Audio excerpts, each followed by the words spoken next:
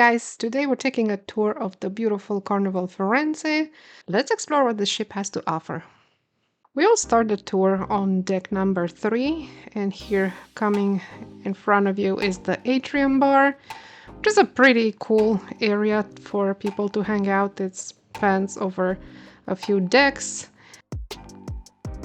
And coming on the right side, you have the excursion desk, the shore excursion desk, and then as you walk around, you are heading towards the Medici restaurant. The Medici restaurant is actually the main dining room for those who opt for a set dining time. If you're not going to eat at the same time every day, you will have to go to Michelangelo. And Michelangelo is on the same deck, but unfortunately you cannot walk from this side of the ship, which is the front of the ship, to the back of the ship on deck 3. You have to take the elevator or the stairs to go up on 4 and walk from there.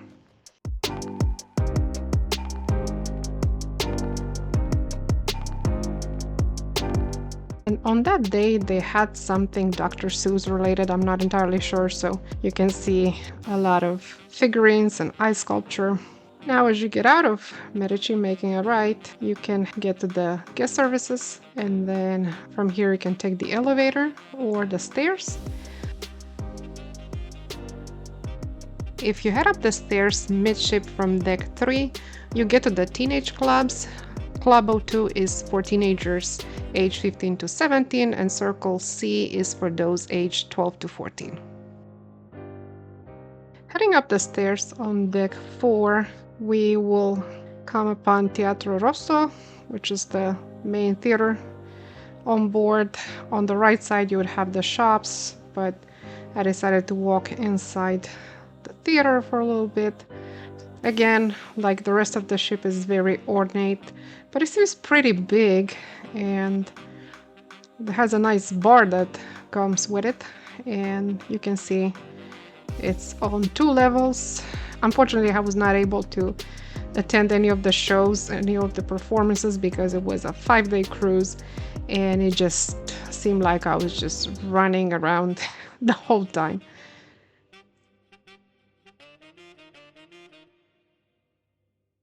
Coming out of the theater, you can head towards the shops area. They do have a lot of stores on this ship, which I think it's pretty normal for most ships, but I would like to say that this ship has probably a little bit more stores than I've seen before. Here's another view of the atrium bar. A lot of seating areas, and you will see that this is the case both inside and outside. A lot of places where you can just relax and either people watch or admire the beautiful ocean.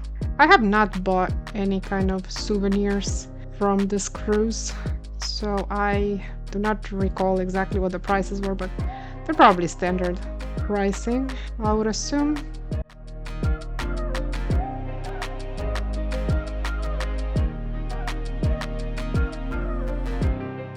And then here's the entrance in the casino, but you're not allowed to record, so unfortunately I could not do that.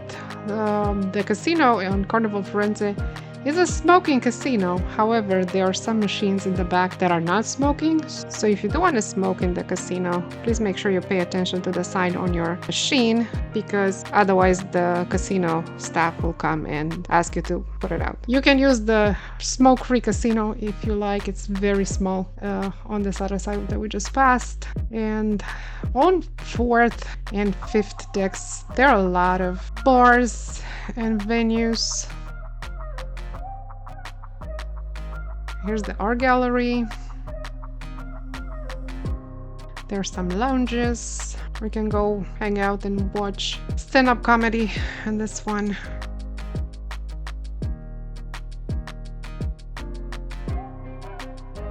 If you keep going, you're getting to the 4th floor entrance of the Michelangelo dining room. This is the dining room that you use if you don't have set dining times. However, every time I came to make a reservation or I was trying to wait for my table up on fourth, I was sent to the third. So I never had a table in Michelangelo on the fourth deck. But it's pretty convenient. You can take the elevator down or you can take a few steps if mobility is not an issue. Now, because this was in the middle of the day and I wasn't going in to eat, I was just going in to record. I was able to walk in on the fourth floor entrance, and this place is massive. Like I said, I've only dined on the bottom floor, but I am assuming if I was on the top floor and they sent me to the bottom floor, this part might have been completely packed. It's kind of hard to tell if you eat downstairs how full the top floor is, but look at the size of this place. It's absolutely massive.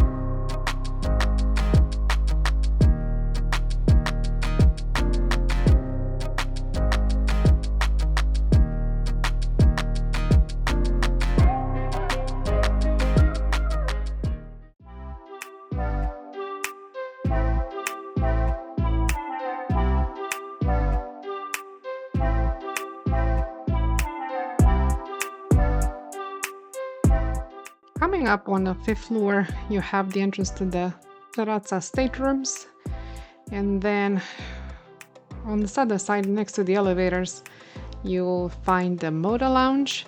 This is one of my favorite lounges on this ship. It was decorated a little bit funky, a little bit unusual, but I actually liked it. And they had very good drinks, and I really enjoyed the music. They played a lot of Latino music, and a lot of people dancing here. This cruise left from Los Angeles going to Mexico, so I don't know if it was the location or not, but they played a lot of Latino music and everybody had a great time up here.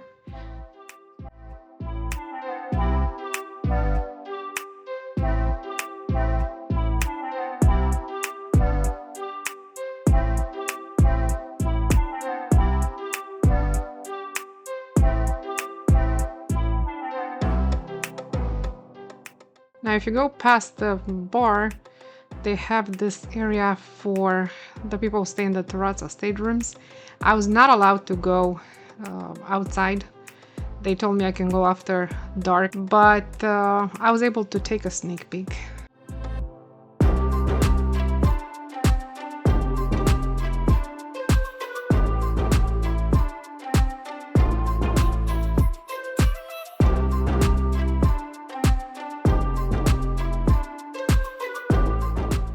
Coming out of the Moda Lounge, you are heading into the Tuscan Lounge. And the Tuscan Lounge is a little bit more freeform. It's not exactly enclosed space, and they had a lot of live music here, trivia, all sorts of contests and fun stuff going on.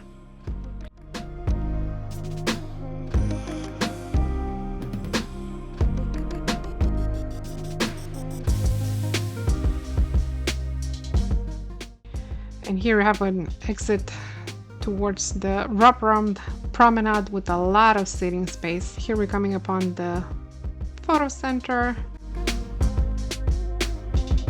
A nice replica of the Carnival Firenze. And again, they need to remind us that this ship was built for Italy. And everything looks like a garden everywhere you look. It's a bit tacky, but like I said, I did not feel that way when I was on the ship. So I really enjoyed it. Felt actually pretty warm and comfortable. Then as we walk some more, we're coming upon this other area. And right here on my left side, there's the Bar Frizzante and this lounge. And I recommend Bar Frizzante, was my favorite on the ship. And Ms. Vera was the best bartender. I don't know if she's still on this cruise, but if she is, definitely the best bartender on the ship. I have here some more stores. This ship is humongous. It's like you think you're done, and then there's some more. On the right side here we have Bonsai Sushi, and on the left we have the Amari Bar. A lot of these places were closed because it's sort of in the middle of the day, on a day at sea. I was trying to record when there's not a lot of people in all these venues.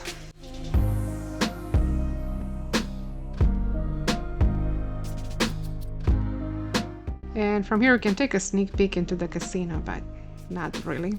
Also on the 5th deck we have a lot of the specialty dining restaurants. Bonsai Sushi we just passed. Fahrenheit Steakhouse is obviously the steakhouse on board. I was not able to go to any of the specialty dining places this time, but I heard really good things about this place.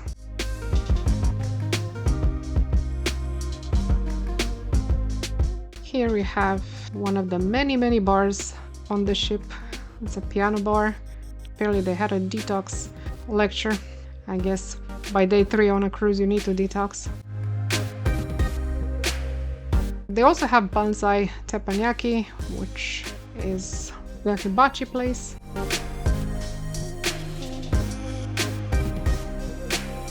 And again, more shops and more stores. Just as a reminder, this is the 5th deck, and as you can see, different merchandise, but still store after store.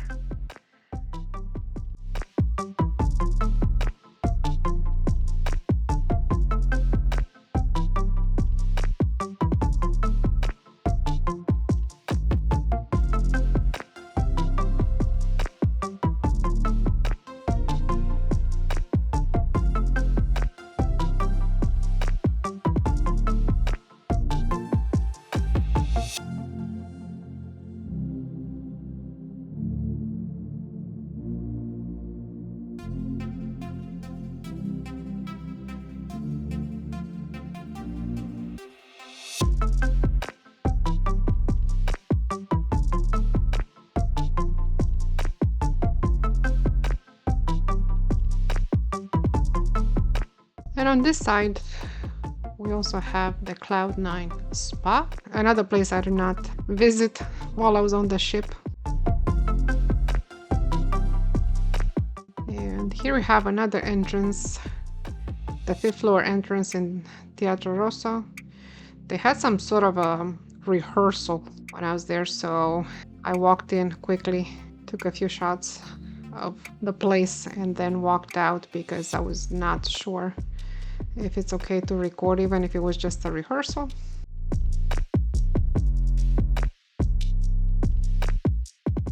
After that, I decided to go walk outside on the promenade deck. Like I said, it's a wraparound deck. It was a very beautiful day outside, but it was the day before Thanksgiving, so the wind was ridiculous. And I was able to walk all the way almost to the front of the ship, and then I had to stop because it almost took away my camera out of my hand. The wind almost took the camera out of my hand. Now on this side we have a lot of outdoor area, which is kind of similar to the other side, but on the other side you have the smoking section. So it's not like there are smokers everywhere, but there's a pretty significant portion of the promenade deck that has tables and couches and ashtrays. Now this is the non-smoking area. As you can tell, it's a very large area, and I think this is a wonderful thing this ship has for itself. There's so many outdoor spaces, And not just outdoor spaces, but actually places where you can sit and relax, not just stand or try to fight somebody over a pool chair or a deck chair.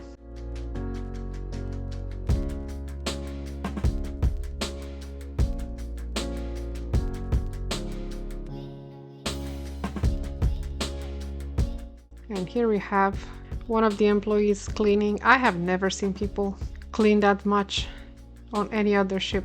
Maybe it was just my impression, or I just managed to be outside when people were cleaning, but everywhere you look there's somebody trying to clean something.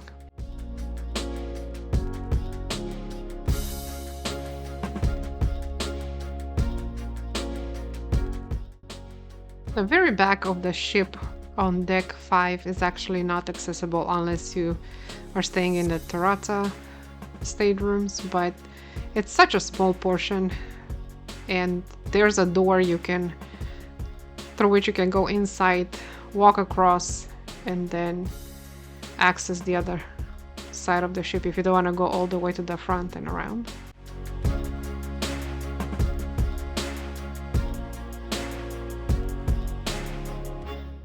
A lot of eateries outside. They had this La Strada grill. You could get some quick dishes. I've never seen a lot of people standing in line here, which was not the norm for most places, but I have not spent a ton of time out here either, so.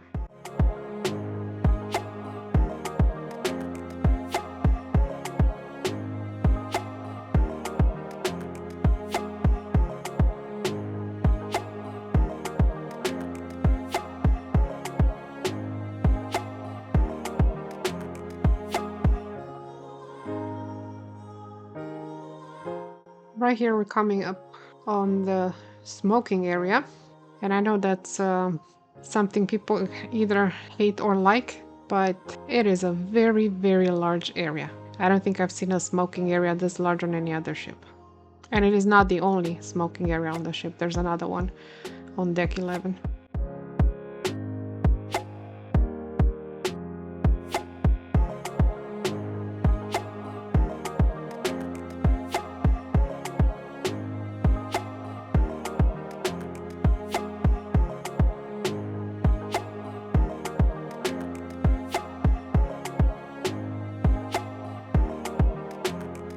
And here's when I thought I'm going to lose my camera and decided to come back because the wind was absolutely ridiculous, as you can tell from my hair right here. The next deck that I want to show you is deck 10, because decks 6, 7, 8, and 9 only have staterooms. So deck 10 is the deck where you have a lot of the fast food eateries. You have the buffet or the little market, and you have a burger joint, all sorts of bars, a coffee shop, and also towards the back of the ship you have the pizzeria.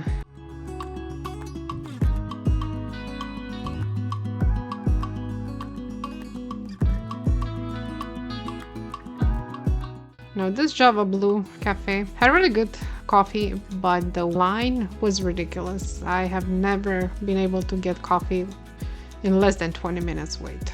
And then you buy your coffee and you have all these temptations, from ice cream to cookies to donuts. Everything looks delicious and very, very inviting. I should mention that Java Blue is not free. You do have to pay for your coffee and pastries. Right here, as you come from the back of the ship, you have the breakfast shack. And then next to it, within a short distance, there's a bar.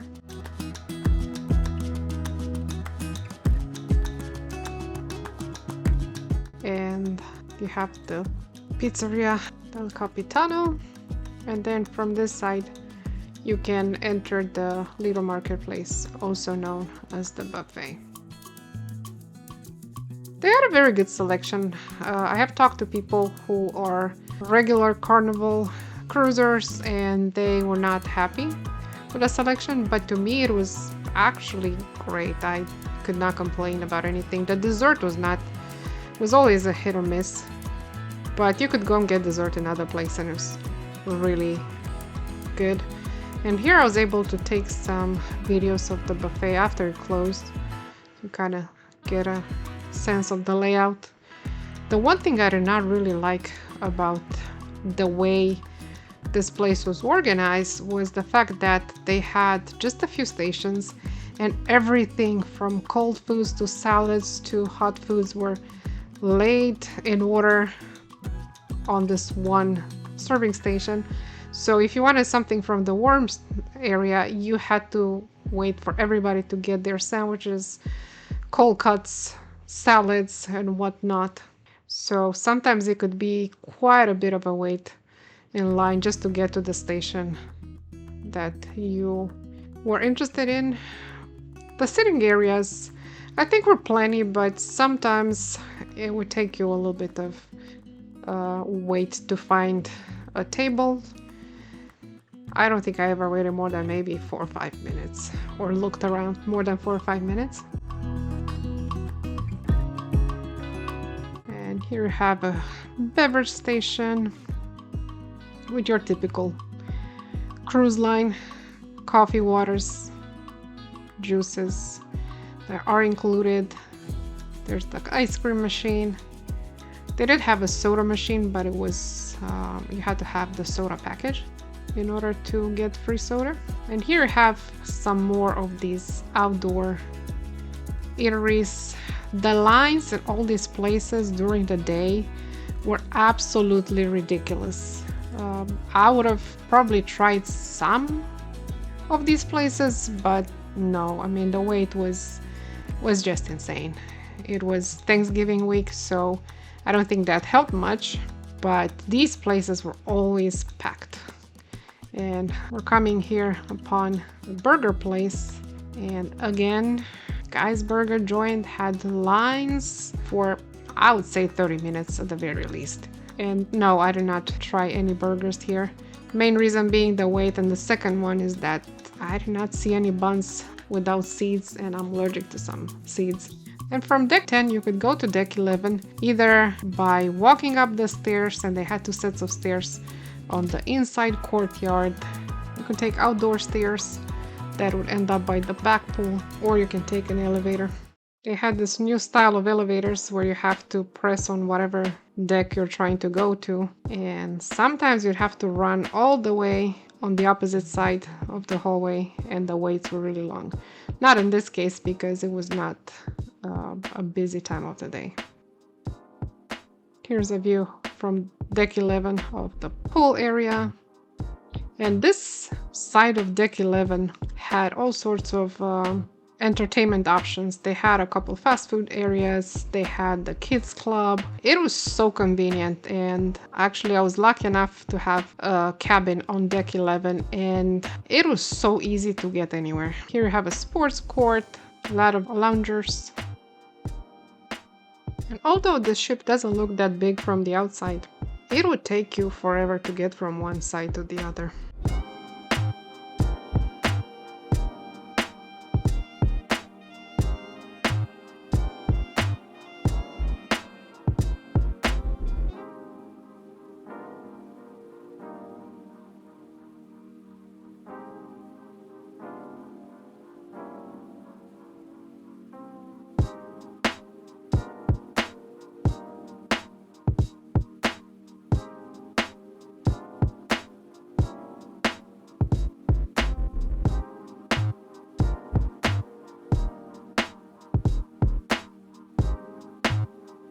Here past the kids club, there's another entrance into that courtyard, whatever you want to call it. And they had, on top of the fast food areas, they had ping pong tables, this reading area in the back. They had books for the kids, table games. They had tables all around where you can sit, relax, have a drink.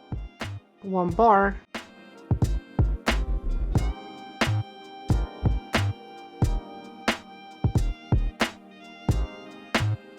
And you can look down at the pool.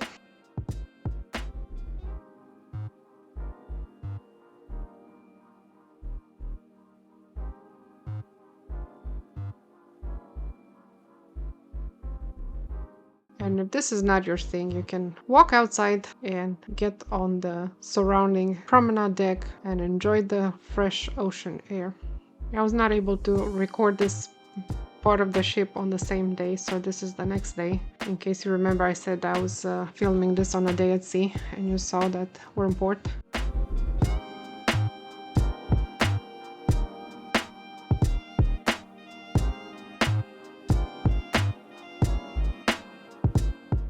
From here you can take the stairs to go on deck 12.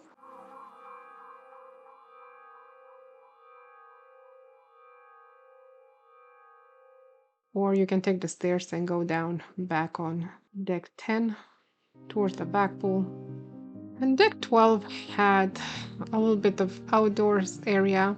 It's very interesting that this ship does not have a deck 13. So from deck 12 you go straight to deck 14. And like I said, this is more of an outdoors space, kids area, entertainment area, not much of anything else. Obviously there's some cabins on this deck. And if you want to go to deck 14, you can go to deck 14, but it's literally just the rope course. There's not much you can do up there. That's the only reason why you would be on deck 14. Or to get on these water slides. And again, from deck 12 you can have a nice view downstairs all the way to deck 10. Here you have the road course and the mini golf. And again, I did not participate in any of these activities. I'm not sure when I'll be able to take a cruise and actually do everything there is to do. Somehow time flies away from me, and it feels like I'm always on the run, but I still don't get to do half of the things I need to do, or I could do.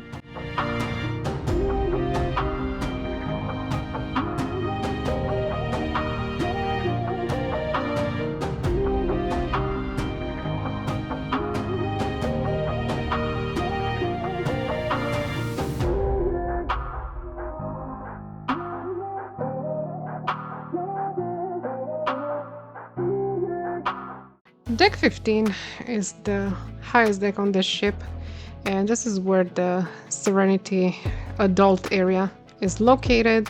There are some people out there, but like I said, it was the day before Thanksgiving and it was not exactly pleasant to be outside.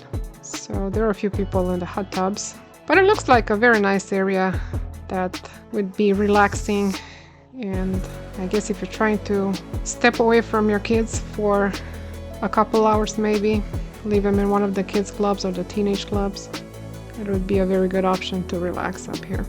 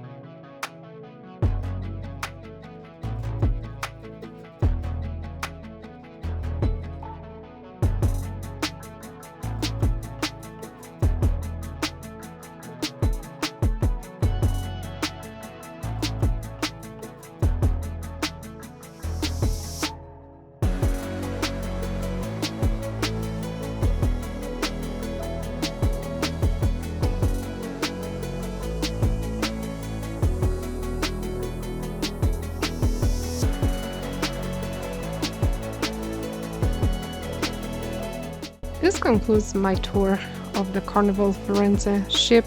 Please stay tuned because I will post another more detailed review of the ship and of the different venues. Thank you for watching. Please subscribe if you enjoyed this video.